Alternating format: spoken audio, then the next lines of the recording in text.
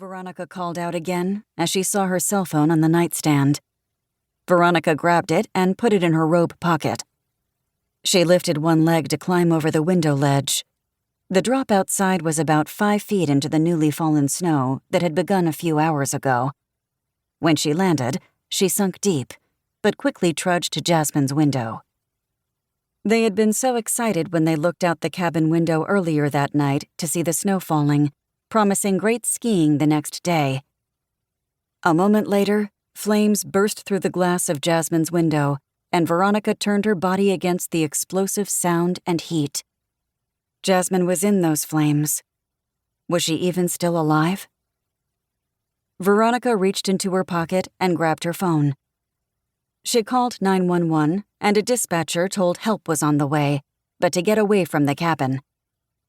"But my sister's in there." Veronica's voice shook as the freezing snow numbed her feet in her wet slippers. She would be of no help to Jasmine with frostbite. After pocketing her phone, she retrieved her ski boots and headed to the front of the cabin. As she rounded the building, footprints in the snow stopped her in her tracks. A trail led up to the house, or away from the house. Were these Jasmine's boot prints? Veronica couldn't consider the idea of her sister leaving her in the cabin to perish, and Veronica wouldn't do that to Jasmine either. They had to be someone else's tracks. Someone had to have come here, perhaps even set the fire. As Veronica came around the building, she could see the fire was mostly at the back, where the bedrooms were. It was as though it had started in Jasmine's room. No, Jasmine did not start this fire. As Veronica rejected her instant speculation about her sister, sirens blared through the North Cascades mountain range. She opened the front door to a cloud of black smoke and coughed. Taking the lapel of her robe, she covered her nose and mouth and stepped inside. "Jasmine!" she shouted as loud as she could. "Wake up!" The sirens grew louder as Veronica moved closer to the flames. At some point, she would need to retreat. A wall of fire blocked her from rescuing her sister. No matter what she tried, she couldn't get around it. "Miss, you need to come out of the house," a woman firefighter said as she grabbed hold of Veronica's shoulders and pulled her from the cabin. "My sister's in there." "What's her name?" "Jasmine. She's 10 years older than me, and I've always looked up to her," Veronica said in a daze.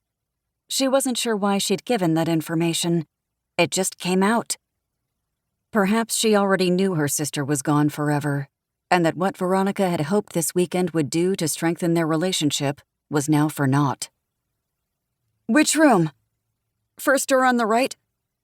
Tears filled her eyes, and she swiped at her cheeks, her hand coming away with wet soot. "Is there anyone else in the house?" the woman called back. Veronica shook her head, just staring at the fire as more tears spilled from her eyes. There was no way Jasmine was still alive in those flames. Her sister was gone. Just when we were starting to build an adult relationship, a friendship even. "Stay outside," the firefighter ordered her, and then ran forward. Another fireman draped a blanket over Veronica and led her to the ambulance. Firefighters went to work to extinguish the flames as everything moved in what seemed like slow motion to Veronica. Then the woman firefighter Veronica had spoken to was standing before her, covered in black soot. Veronica jumped to her feet. "My sister?" "Miss, there's nobody in there." Anger covered her face. "Are you positive your sister was in that room?" "Yes. This doesn't make any sense. We both went to bed over an hour ago." Veronica backtracked the night's festivities. "We cooked dinner and played a card game by the fire. We made sure the fire was out before we went to sleep." "The fire didn't start in the fireplace. It started in the hallway, and you were the only one in the house." "My sister was there. Nobody left." Suddenly, Veronica remembered the single set of footprints, which were probably now trampled away by the trucks and firefighters. She jumped down from the ambulance, circled to the back, and saw that the single set of tracks continued into the darkness. "Where are you going?" the female firefighter